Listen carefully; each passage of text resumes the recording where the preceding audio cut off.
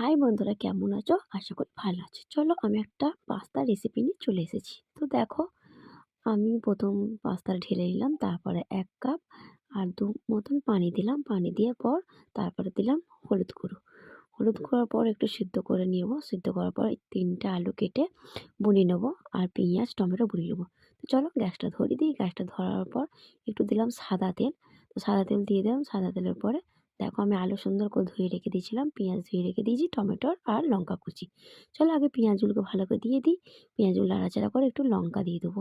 তো লঙ্কাটা বেশি দিইনি, কেন বাচ্চারা খাবে, তো তার জন্য লঙ্কাটা বেশি দিইনি। তোমরা পারলে যেমন যে ঝাল খাবে সেরকমভাবে দেবে। তো এটাকে একটু ভালো করে লাল করে টমেটো দিয়ে দিলাম। টমেটোটাকেও ভালো করে একটু ভালো করে কষে কাষে তো আমি দিয়ে দিলাম একটু জিরে গুঁড়ো, একটু হলুদ গুঁড়ো আর একটু দিলাম লঙ্কা গুঁড়ো। এইদিকে দিলাম একটু টাটা নুন।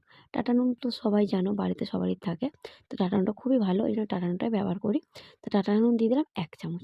একটু ভালো করে নাড়াচাড়া করে ভালো করে যখন মশলাটা একটু কষা কষা হয়ে যাবে, আলুগুলো কষা কষা হয়ে যাবে, তখন দিয়ে দেবো একটা ডিম। তো ডিম দিতেও পারো, না দিতে পারো। তো আমি বেশিরভাগ একটু ডিম দিয়ে করলে একটু ছেলেরা একটু দেখতে খেতে ভালোবাসে, ওখানে আমি ডিম দিয়ে দিলাম। তো পাস্তাগুলো আমি যেগুলো সিদ্ধ করে রেখেছিলাম হলুদ দিয়ে, সেগুলো দেখো আমি রেখে দিয়েছি। রেখে দিয়ে চলো পাস্তাগুলো ঢেলে দেবো। পাস্তাগুলো দেওয়ার পর ভালো করে নাড়াচাড়া করে সুন্দর করে সব কিছু উপরে উপাদান মাখিয়ে এটা দিচ্ছে একটা সস। এই সসটা দেওয়া হয় চাউমিনে, ম্যাগি, পাস্তাতে, ম্যাগিতে সব দেওয়া হয়। তো সসটা দিলাম আর একটু দিলাম কিষান সস। কিষান সসটাও খেতে খুব ভালো। তো প্যাকেট ছিল না, তো আমি এই প্যাকেটগুলো নিয়ে এসেছি।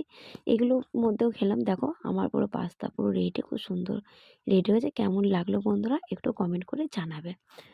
ভালো লাগলে প্লিজ একটা লাইক বা একটা কমেন্ট করে একটা সাবস্ক্রাইব করে দিও। বাই।